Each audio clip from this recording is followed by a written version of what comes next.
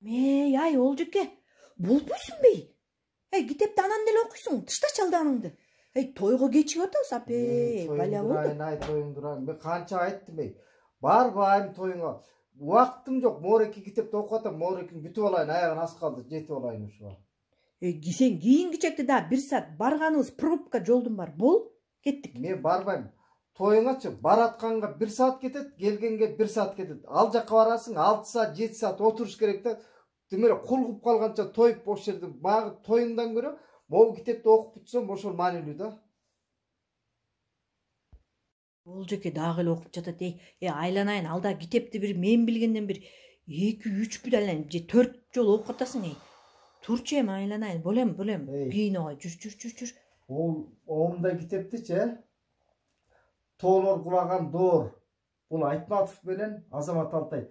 Муну окуган киши Маңкурт бойдон жүрө берет.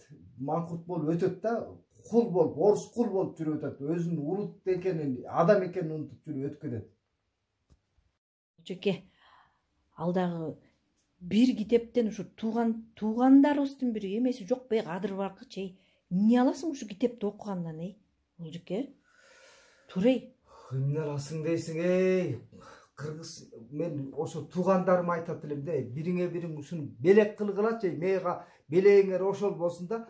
Мону ар бир кыргыз окуп чыкканда эгемендиктин тарыхын, баркын, баасын билет да. Биз улуттук иденттүүлүккө эмне үчүн жете албай атабыз? Момундай адабияттарга, китептерге колу жетпейт кыргызыңчы. Үстөлдүн тегеренде мыкчыйып тамак жеп отурат, улам-улам балчаңдатып жепчи.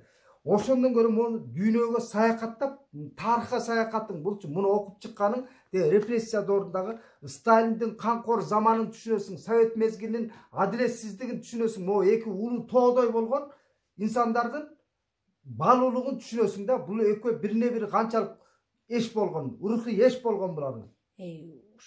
Олжеке, эми философум мейлем, тойго кечигип баралы.